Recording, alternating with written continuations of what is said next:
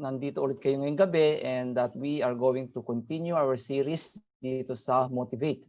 Okay, so tonight, we will continue. Pag-aralan na ulit natin yung 8 secrets of influencing the heart of your children, no, for a lasting impact sa kanilang buhay, no. So we are on our 8 weeks ngayon, no. Imagine mo, matatapos na tayo next week. It's gonna be our last meeting.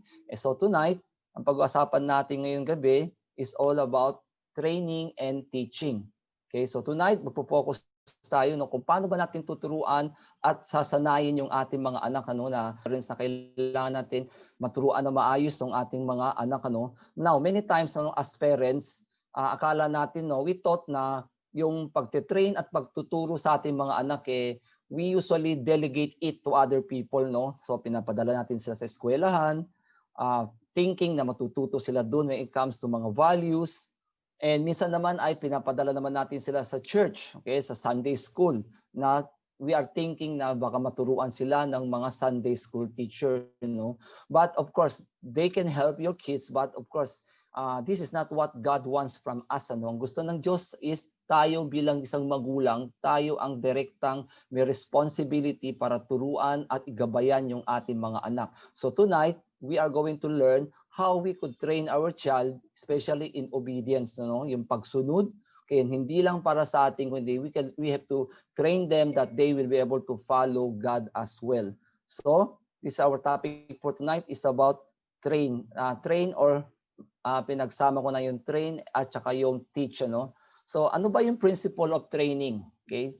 And this is the principle is proper intentional training results in transformation. So dapat pala is bilang isang magulang dapat maging intentional daw tayo sa pagsasanay sa ating mga anak at ang magiging resulta nito ay makikita natin yung tunay na pagbabago mula sa ating mga anak. So it is very important to be intentional when you want to train your children, no? So okay, according to Proverbs 22:6, sabi dito, train up a child in the way he should go, even when he is old, he will not depart from it. Kaya kailangan daw nating turuan ang ating mga anak, no, na lumakad sa tamang landas, na para pagtanda daw nila, hindi sila mawawalay dito or hindi sila mapupunta sa hindi tamang daan.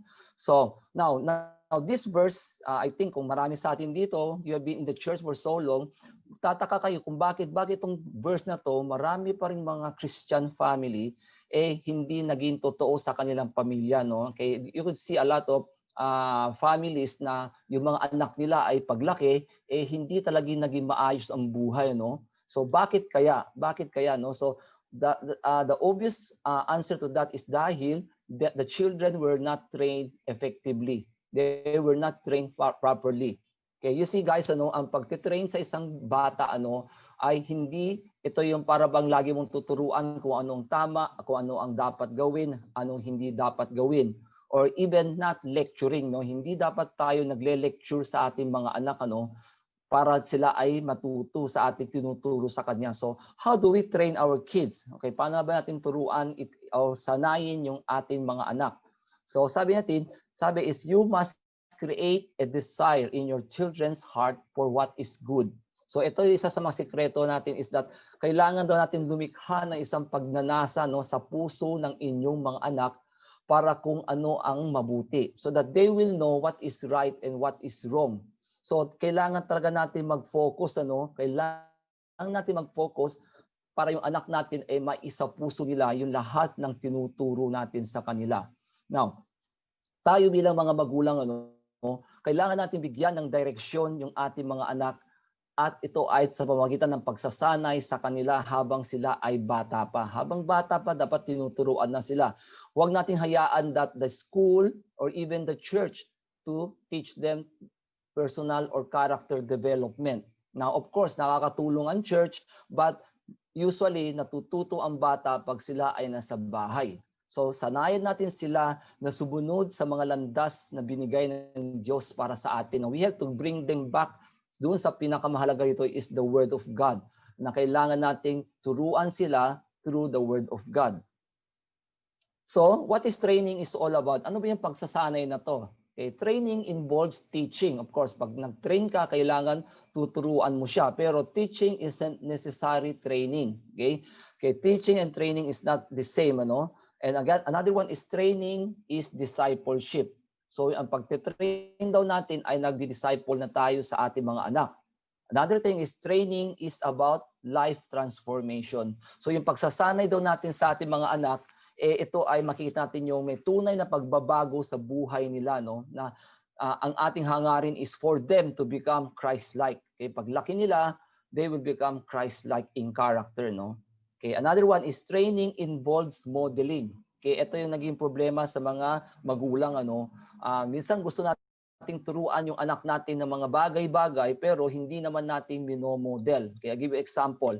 Kunwari, gusto mo natin turuan yung anak natin na maging honest.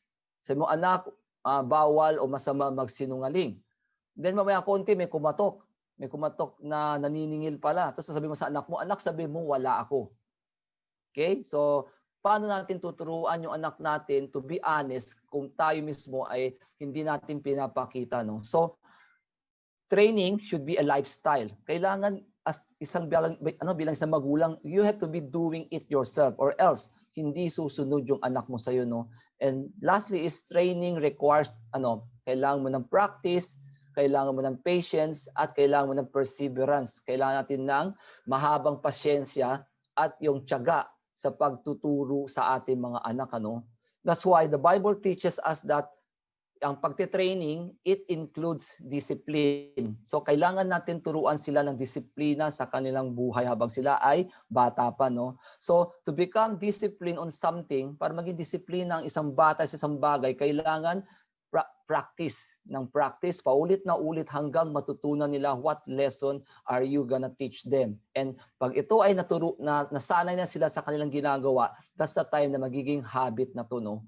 Okay? So we must train our children and focus on their innermost being. Kailangan natin ma-touch yung heart ng bata, no? Hindi lang puro turo dito na bawal dito, bawal yan, hindi. Kailangan you have to touch the heart of your kids. Now, once you touch their heart, then it is easy for them to be able to cooperate with you. Mas mabilis mo silang mapasunod, mas mabilis nilang ma-absorb kung ano yung tinuturo niyo sa kanila. So, the reality is that we teach and train our children in all areas, di ba? Bilang mga magulang, alam nyo yun, lalo na yung mga malalaki yung anak, di ba? Pagkapanganak pala ng anak nyo, ay tinuturuan nyo na sila lumakad, okay, kumain ng sarili niya, okay, magbihis ng maayos. So we are already teaching them so many things. Okay, siyempre tinuturuan natin sila ng values, tinuturuan din natin yung kanilang pananampalataya sa Diyos.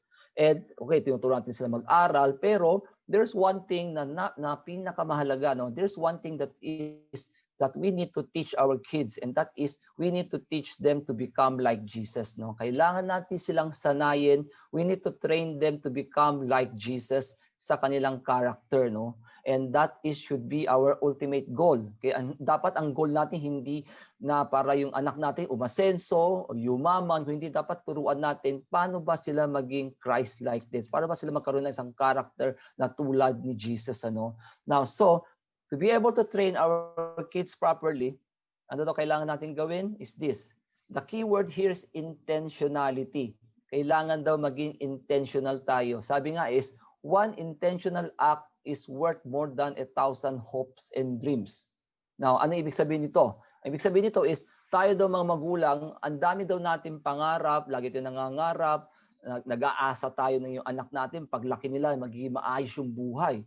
Pero hindi naman tayo naging intentional sa pagtuturo sa kanya. So, it is much better talaga na you have to be intentional. Kailangan, it's a lifestyle. Kailangan araw-araw sa bahay, tinuturuan natin ng tamang values at trine-train natin sila, no? So, that's why we need to be intentional. Kailangan natin, we need to take that responsibility. Kaya tayo ang responsible sa growth ng ating mga anak, ano? So kanina I mentioned just while ago that training involves discipline. So kailangan daw natin ng disiplina. And the principle of discipline is this. Okay, is focus on obedience. Kailangan daw natin mag-focus kung gusto nating matuto ng disiplina yung anak natin, we need to focus on obedience. So, now we cannot train our children effectively until they have learned to obey. Okay? Now, you know why? Bakit kailangan sila matutong sumunod? It's because our children have a heart problem. Meron daw problema yung mga anak natin. Kaya may heart problem. So hindi ito physical na problema sa puso, kundi within yung puso ng isang bata may problema. Now, ayon sa Bible, sa Proverbs 22:15, sabi rito, a youngster's heart is filled with foolishness, but a physical discipline will drive it far away. Okay, so yung kamangmangan daw, talagang kumbaga nature na daw ng tao yung kamangmangan, foolishness. Pagkapanganak pa lang ng isang tao, nandun na yung foolishness. Lalo-lalo na sa mga bata. That's why, sabi ito sa verse na to, kailangan daw natin silang disiplinahin. We need to discipline them in order for them to be able to become wise. So, the reality is this, yung problema, the root problem of humanity today is what we call self-will. Or tinatawag natin na makasarili. Diba? Kahit bata pa to, kahit 2 years old, 3 years old, mapapansin nyo, napaka-selfish na ng bata. And that is because normal na nila yun. That's because of the sin. Okay, na na-inherit natin, kaya pagkapanganak ng bata, talagang punong-puno ng sarili. That's why kailangan natin silang turuan in obedience. Kailangan natin turuan paano sumunod. So as parents, kailangan natin talagang turuan ng ating mga anak na talagang sumunod, lalo-lalo na hindi lang sa atin, kundi dapat silang sumunod sa ating Panginoon. So as parents, di ba, I think all of us in this room, in this Zoom meeting tonight is gusto nyong ma-bless ang ating anak, di ba? You want God to bless our children. So one way for God to bless our children is when our kids learn to obey God. So pag marunong sila sumunod sa Diyos, guaranteed to God surely is going to bless them. So, what do we need to teach them when it comes to obedience? Ano daw ang dapat nating ituro sa ating mga anak? Okay, so ano ba ng mga paraan? So I will share two with you tonight. Number one is teach them to obey the word of God. Okay, kailangan natin turuan silang sumunod sa salita ng Diyos. Sabi sa Ephesians chapter 6 verse 1 to 3, sabi, children, obey your parents because you belong to the Lord. Okay, for this is the right thing to do. Okay, verse 2, honor your father and mother. This is the first commandment with a promise. Verse 3, if you honor your father and mother, things will go well for you and you will have a long life on the earth. Okay, mga parents, this is very important for us as parents na habang bata yung anak natin, you have to teach them to obey the word of God. Now, this verse is, I think, is one of the mga tinuro namin sa aming mga anak. Habang maliit pa sila, we keep reminding them, actually, pinamemorize namin itong verse sa kanila, na we keep reminding them that if they want, that God has a promise for them. Okay, may magandang pangako ang Diyos sa kanila, pero meron itong kondisyon. Okay, the condition is they have to obey their parents and they have to honor their parents. So this is something we keep reminding them. Until today, malalaki na sila, from time to time, I will tell them, sabi ko sa kanila, anak, it's possible na someday pag kayo ay nag-asawa na, may pamilya na kayo, it's possible that you will not obey us anymore, or it's possible sa pagtanda namin, you might not honor us. Pero, I tell them na if you do that, okay lang sa amin yun. But you will be missing the blessing. God's blessing will not be upon you.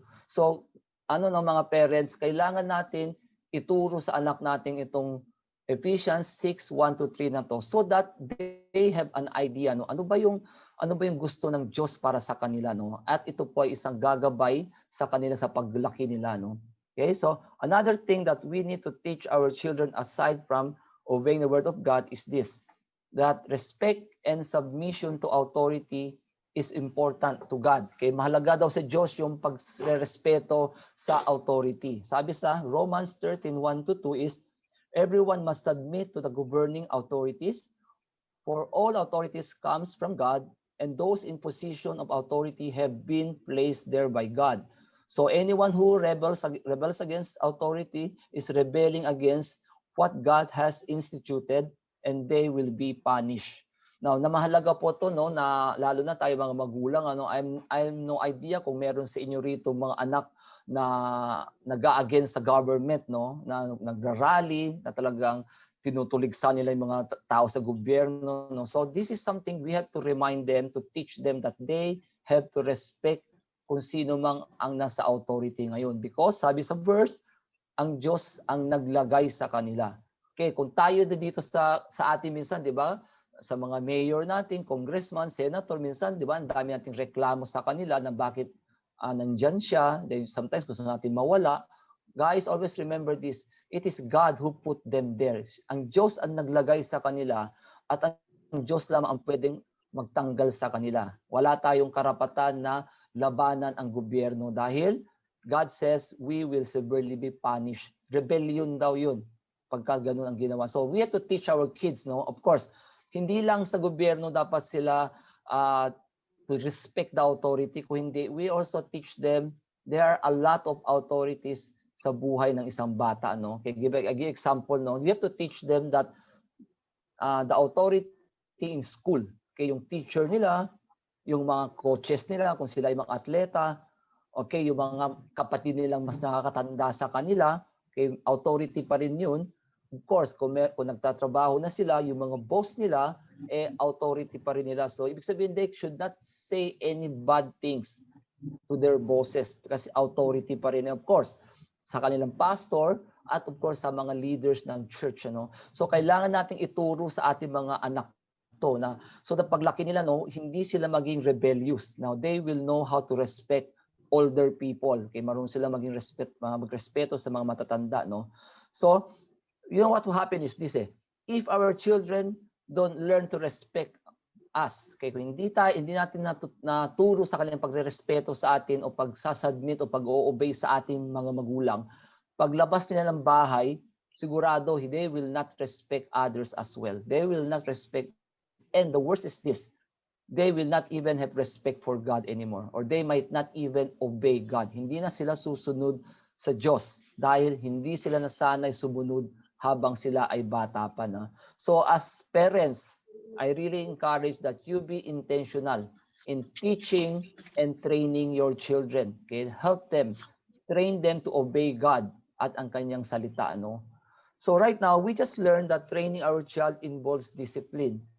So I'm gonna go through right now with some of the things that how do we, sinasabi natin, the method of disciplining our children. So I'm gonna give you 4 stages, ano? So from 0 to 7, 8 to 12, 13 to 19, and 20 and above. So naniwala ako na sa lahat ng participant ngayon, meron tayong kanya-kanyang stages. Kunwari, wala ka pang anak, of course, papasok ka sa stage 1. So of course, maging ready ka na.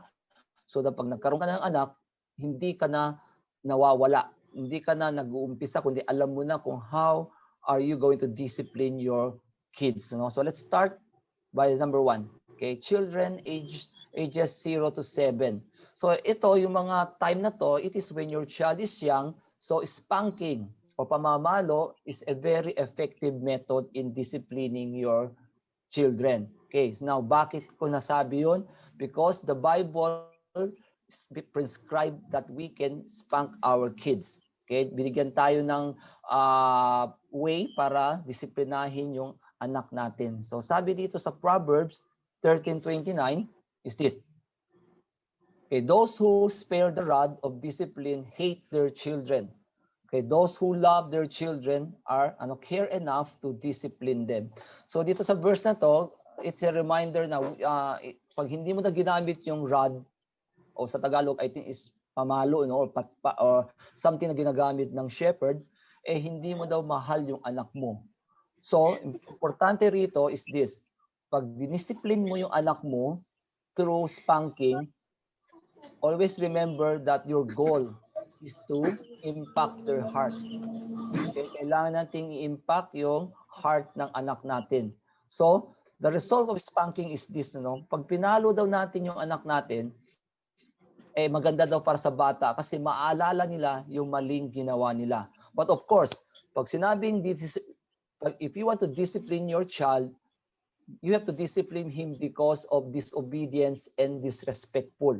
Okay, dapat yun lang. Bago mo siya paluin is dahil meron siyang hindi sinunod sa atin. But never spank them because you are angry. Dahil galit ka, kaya mo siya pinalo. O kaya biglang na umidit yung ulo mo, pinalo mo ng walang dahilan. So hindi pwede yun, di ba? I see some parents, kunwari natutulog ka, bigla kang naingayan ka sa bata, minsan pwede mo paluin agad eh. So no, the only time na papaluin mo yung anak mo is disobedience and disrespectful. Okay, so never spank your children in anger. Alam niyo kung bakit? Kasi once pinalo niyo sila at galit na galit kayo, ang tendency your child will be angry at you. Magagalit sila sa inyo at magiging matigas yung puso nila, no? Okay, or lagi mo na lang silang pinapalo, of course hindi rin maganda to. So sometimes I see parents talagang konting galaw ng bata, nairita agad si daddy, no, or si mommy, talagang papaluin agad nila. And alam mo ang resulta nito.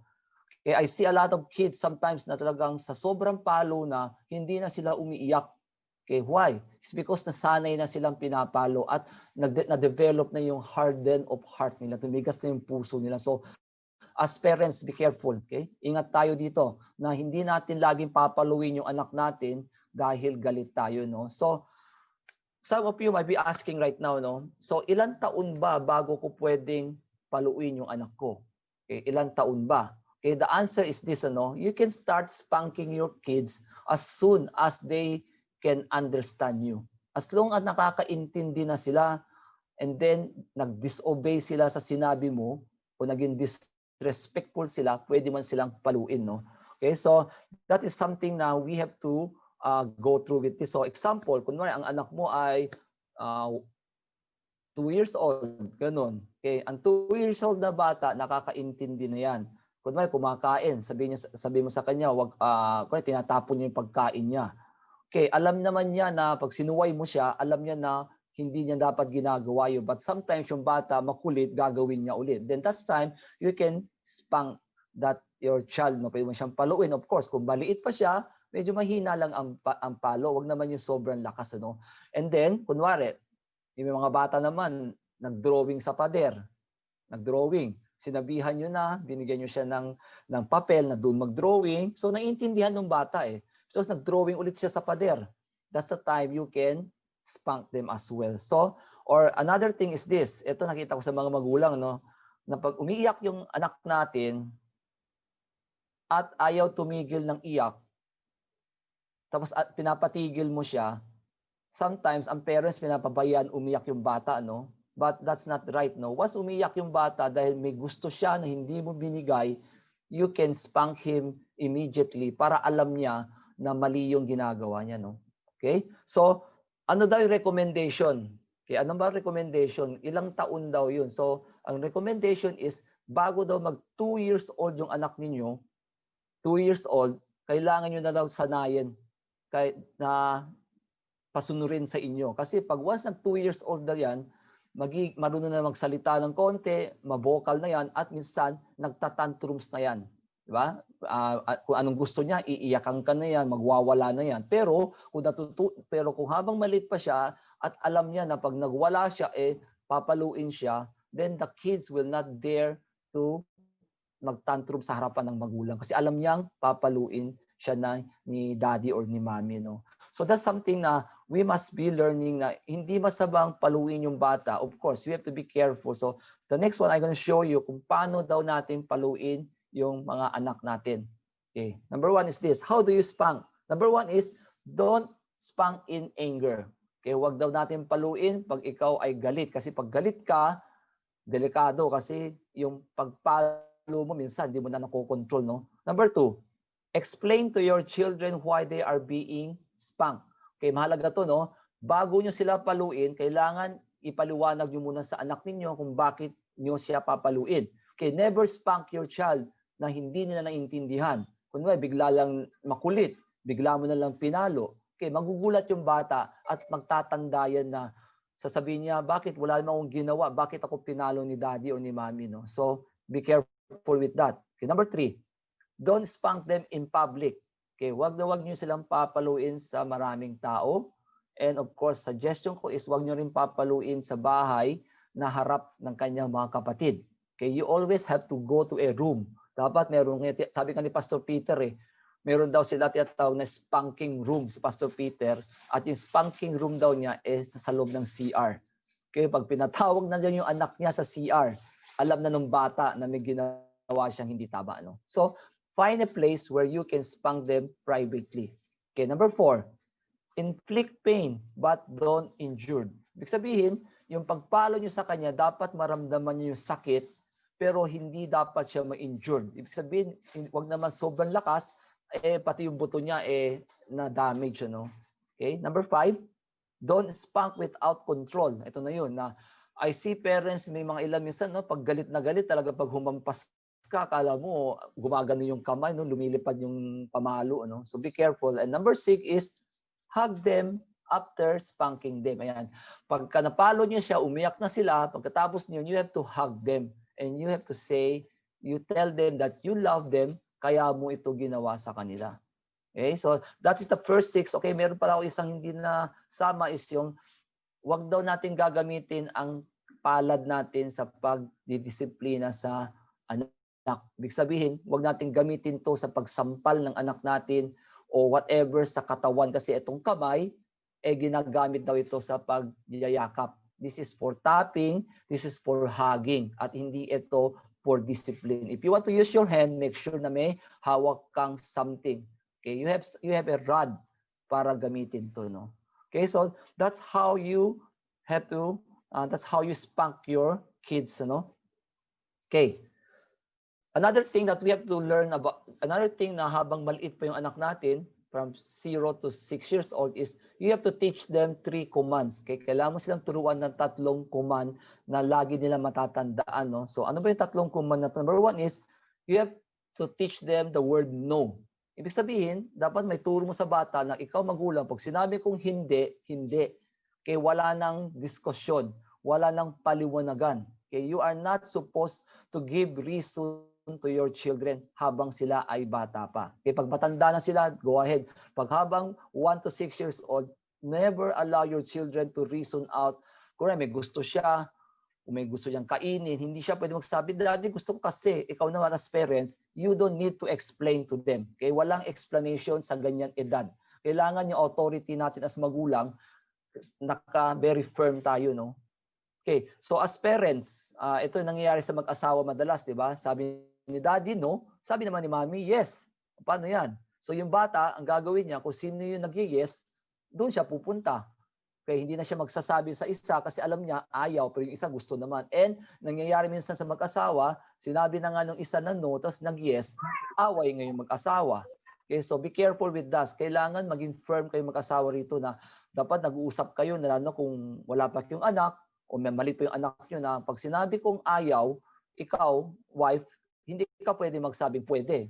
Vice versa naman yun. So that, alam nung bata na iisa yung mama at papa niya. Alam niya, pag sinabing no ni papa, no na rin kay mama, no? Okay?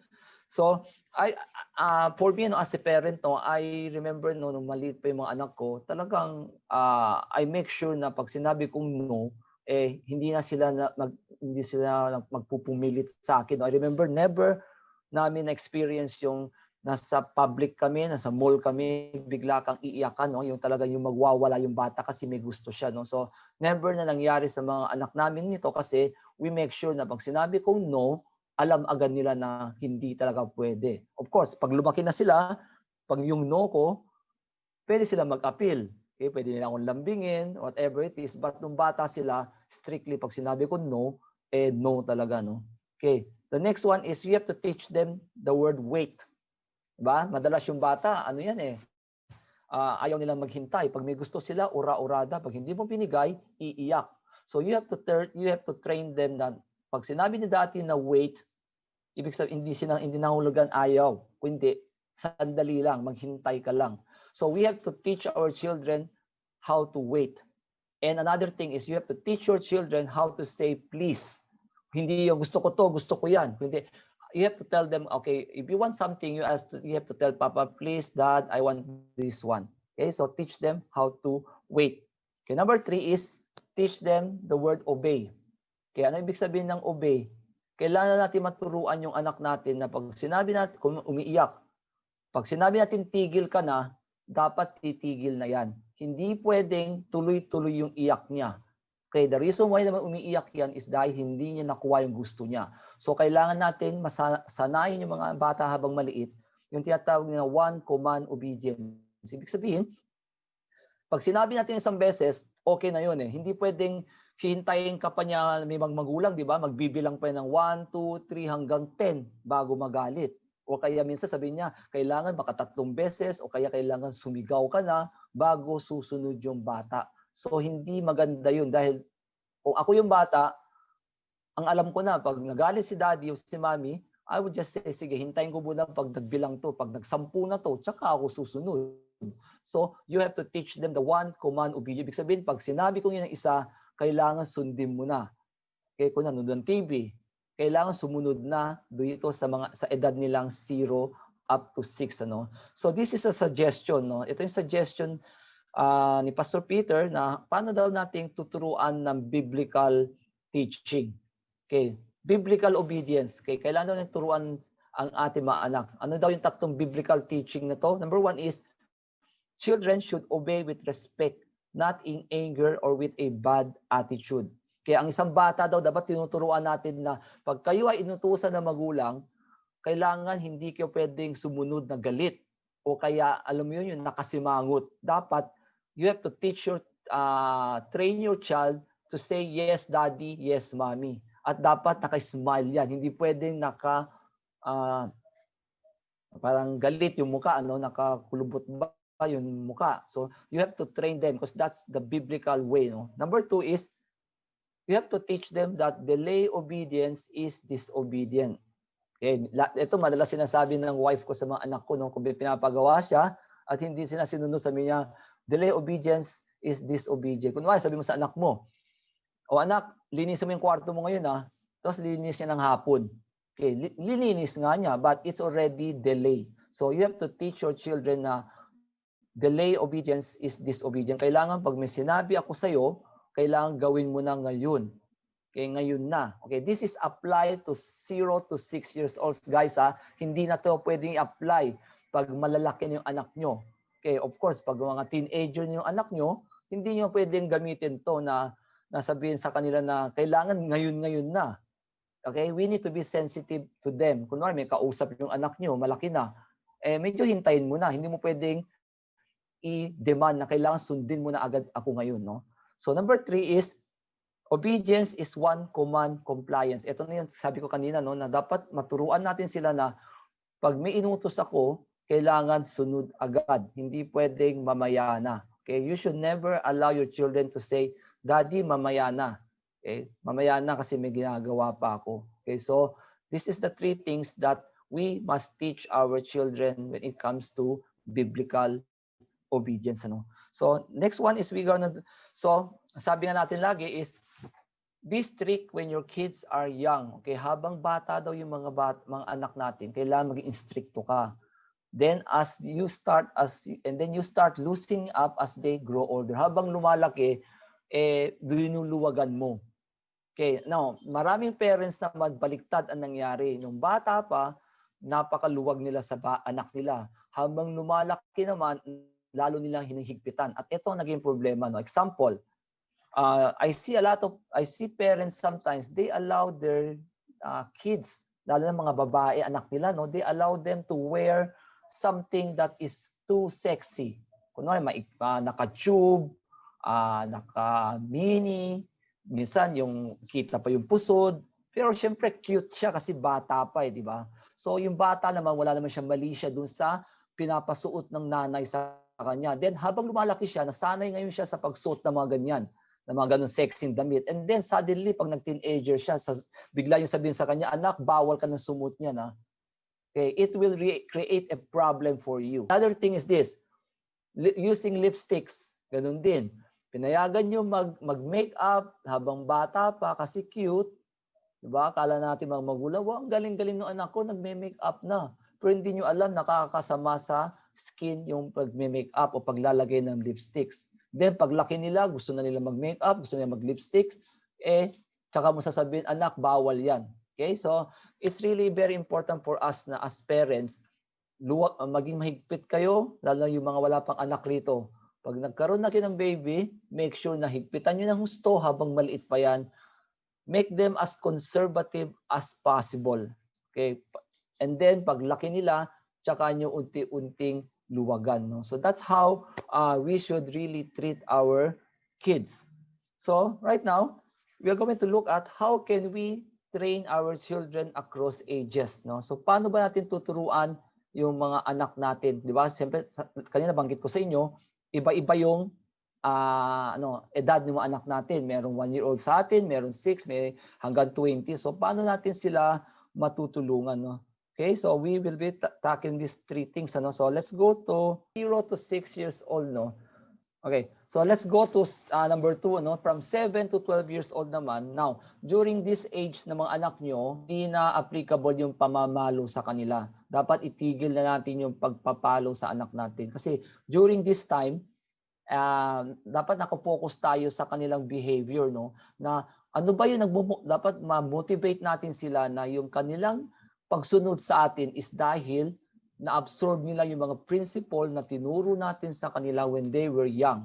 So ngayon medyo malaki na sila, alam nila na this is what God wants me to do, and that is to honor my parents, to obey my parents. So nandun na yun sa mindset nila na kailangan akong sumunod, hindi dahil takot ako mapalo, kundi ito yung natutunan na nila sa inyo. No? So this is a stage na kailangan mo nang palitan yung style of disciplining natin sa mga bata. So the method that I want to share with you right now is what I call the consequence and the reward methods.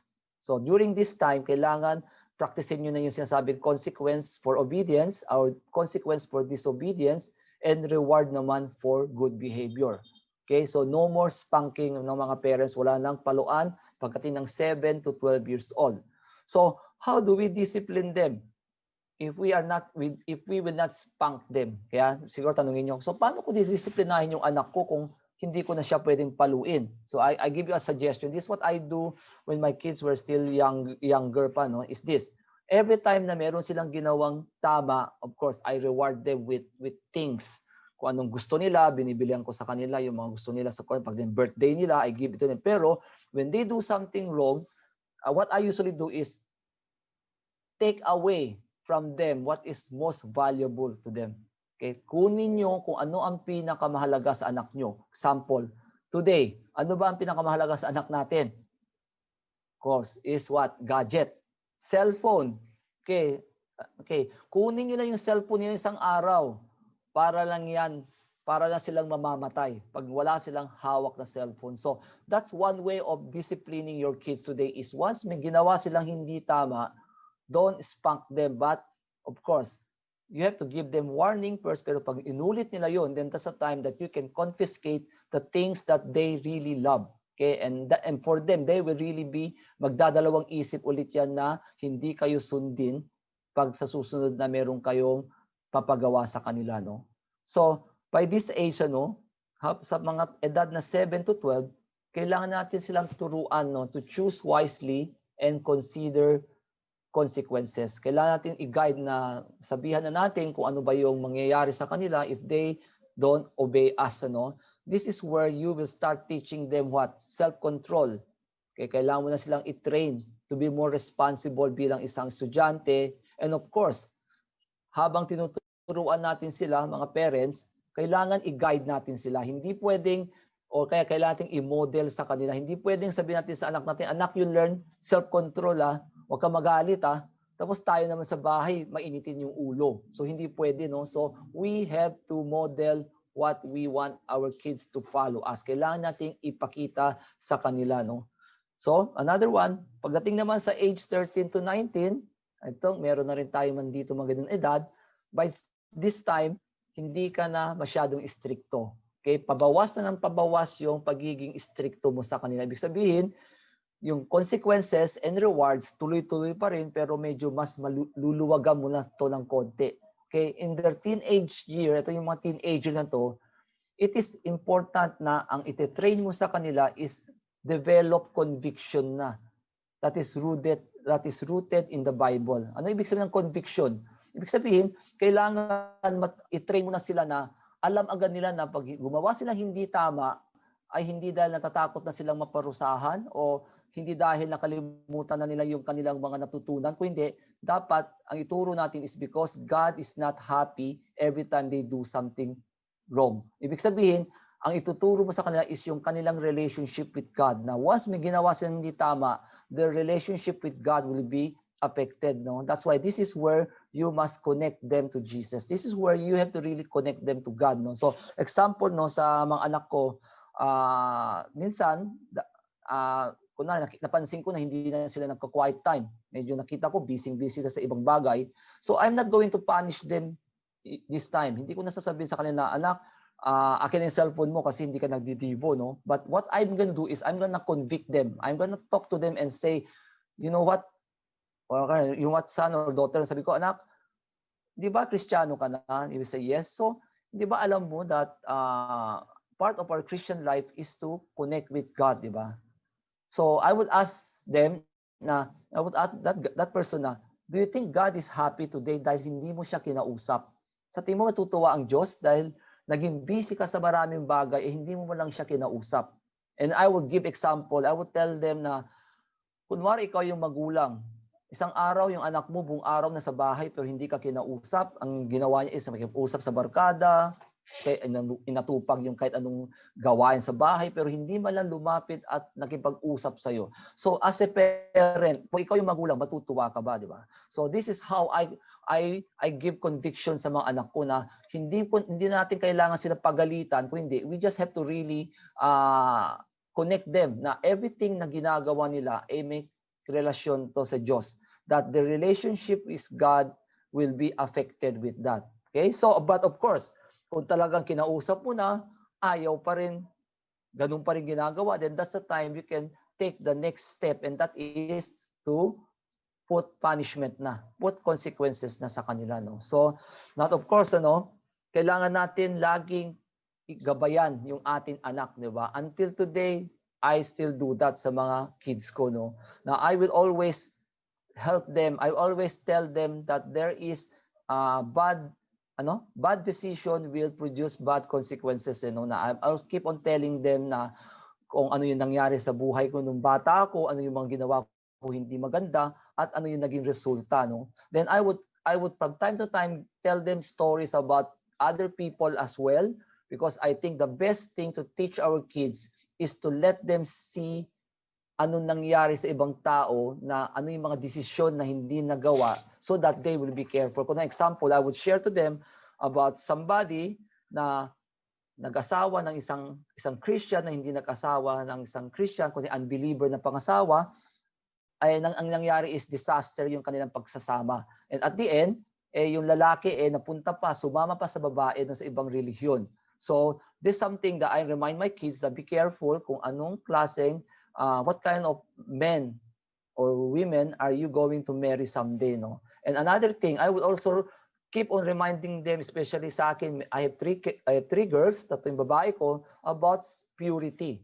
I always tell them na be careful with their purity, na wala pa naman silang boyfriend, but I would keep telling them na pag nagka-boyfriend na kayo, mag-iingat kayo kasi look at what happened to something. I gonna give example sa kakilala ko na tingnan nyo, hindi siya naging maingat yung anak, nabuntisan na maaga, then ito yung buhay ng bata. Instead of enjoying being isang single, kailangan na niya mag-alaga ng baby. So these are the things na kailangan tayo maging open sa anak natin. No? Kailangan lagi natin sinasabihan, pinapayuhan, na talagang kailangan silang maging maingat sa kanilang mga desisyon sa buhay kasi meron talaga itong consequences.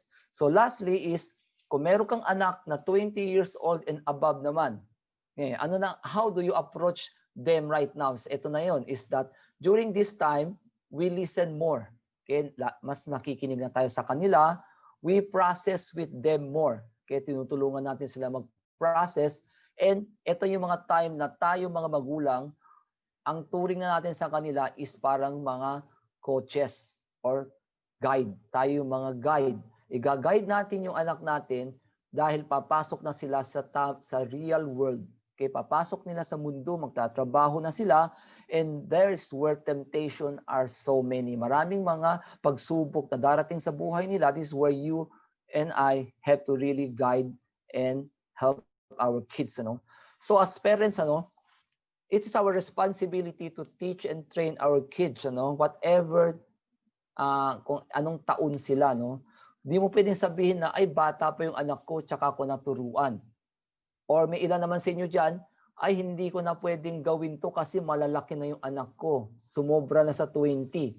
Okay, but for me, ito lagi yung sinasabi, as long as yung anak nyo kasama nyo sa bahay, as long as they are still living with you at home, hindi pa sila nag-aasawa, nandiyan pa sila sa poder ninyo, you can still make an influence to them. Okay, hindi pa ito too late. Pero bang nag-asawa na yan, siyempre lilipat na ng bahay, mawawala na yung influence mo sa kanila, hindi na ganun katindi. So, it's time to take action, mga parents. It's time to really train your children, especially when it comes to obedience. Okay? So, okay, we have been learning how to train and teach our kids tonight. Ito na pag-aralan natin kung paano natin i-train at turuan yung anak natin. Pero ang tanong ko sa mga magulang naman is eto. Okay, if you want to train your kids right now, ang tanong ko is, sino naman kaya ang nagtitrain sa inyo? Who is teaching you, who is training you to become a good parent? Okay, di ba? Magandang tanong yun.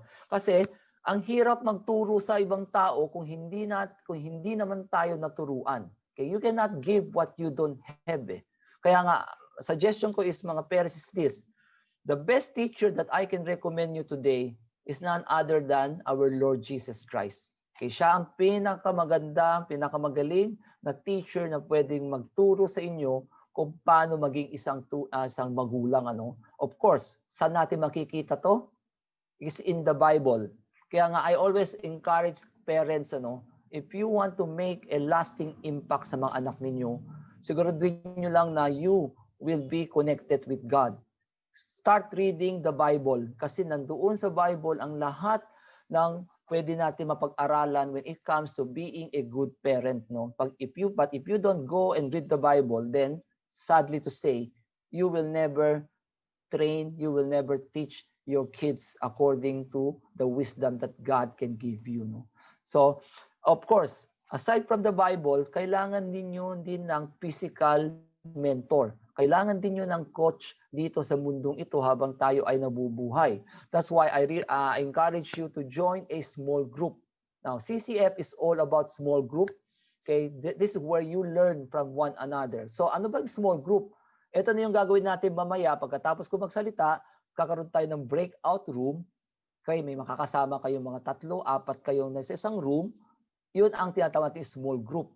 Okay, doon kayo mag-share. Okay, wag kayo mahiya kasi lahat naman tayo ay may good side, may bad side. Kailangan natin makihalubiro sa ibang tao so that malaman mo kung ano yung mga sikreto ng iba at kung meron ka naman sikreto, i-share mo rin naman sa ibang tao. So I hope that later on, please do stay at ilalagay namin kayo sa ibang room so that you can talk with other parents. So as I end, do you like to know why we need to teach our children? Bakit kailangan natin turuan ng obedience yung anak natin? Kaya I'll give you last 2 verse. The first reason is this. In Samuel chapter 15 verse 22, sabi ni Samuel, but Samuel said, okay, this is the time na kausap niya si King Saul. Okay, kinausap ni Samuel si King Saul. And the reason is this, bigyan ko lang kayo ng konting backstory nito so you have an idea. God commanded na meron digmaan yung mga panahon na yun between Israel and the Amalekites.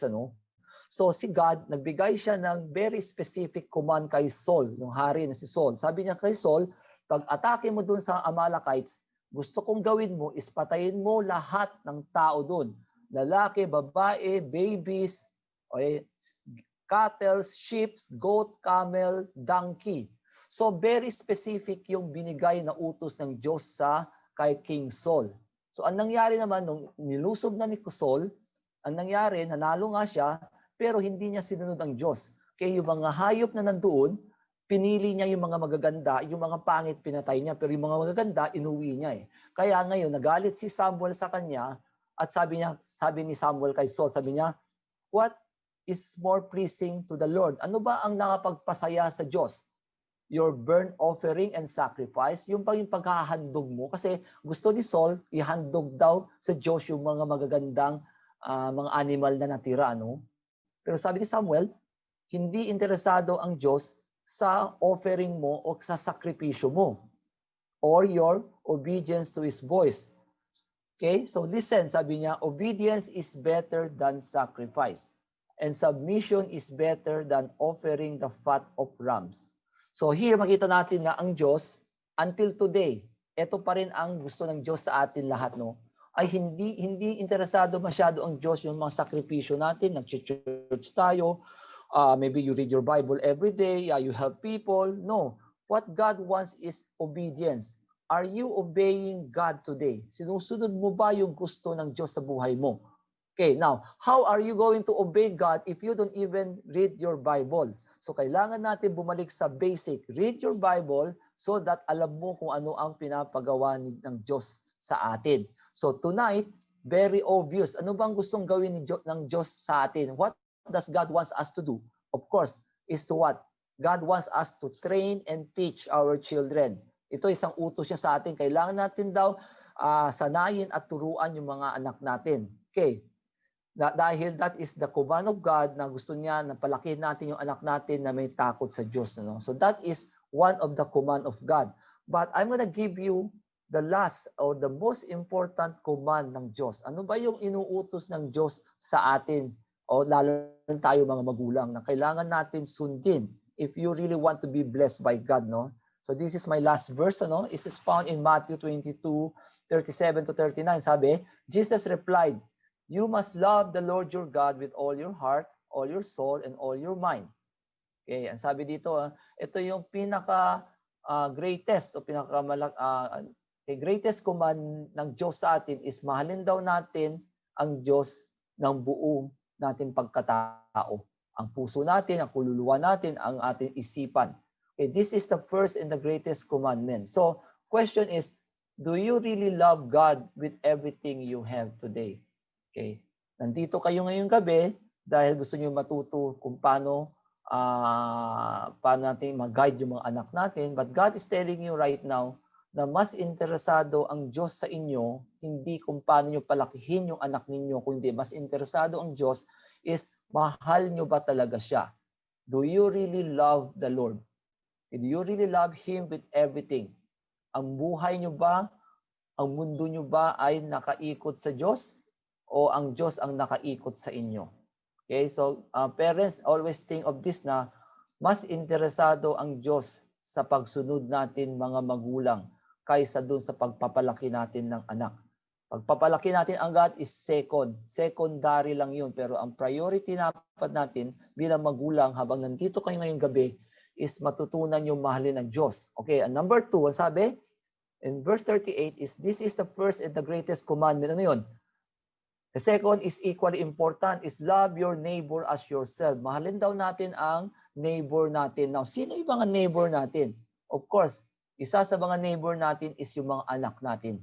They are considered as our neighbor. So God wants us to love our children as well. So this is where yung pagtuturo, pagtitrain, dito papasok to, no? So God is giving us parents ng full responsibility to train and teach our children. You know why? At the end of the day, ang gusto ng Diyos sa atin is ganito. He wants us to teach our kids so that they will honor God in their lives.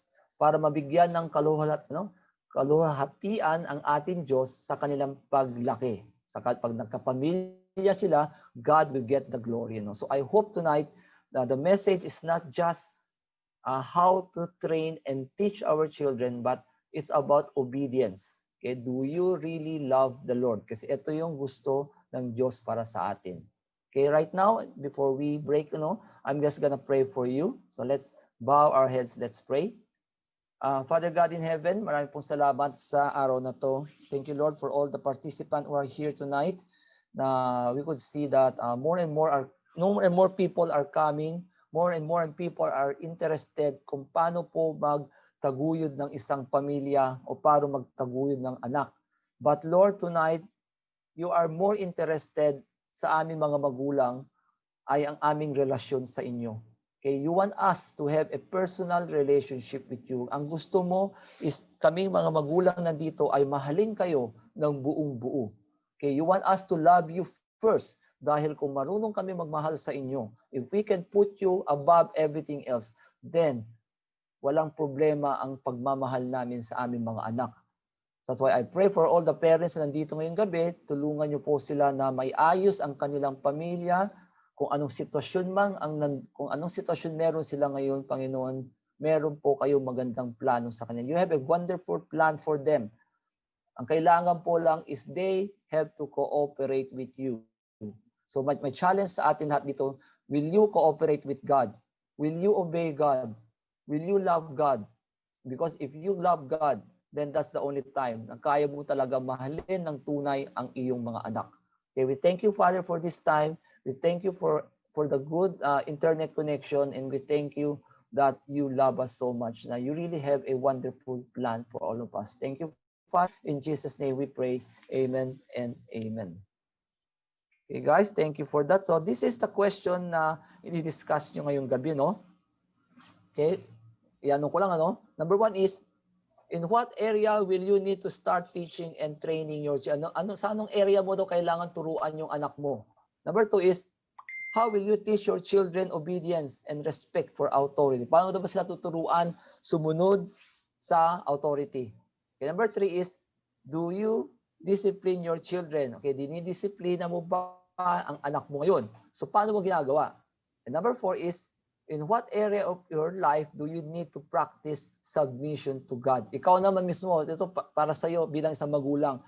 Anong area sa buhay mo na kailangan mo mag-submit sa Panginoon? Meron bang pinapagawa ang Diyos sa iyo ngayon na ayaw mo pa rin sumunod until ngayon? Meron ba siyang sinasabi sa iyo pero ini-ignore mo pa rin siya, no? So, I hope na I hope all the facilitator meron na kayo itong discussion question na to. Pag wala pa, please let us know para ma-send namin sa inyo, no? Okay, so thank you guys.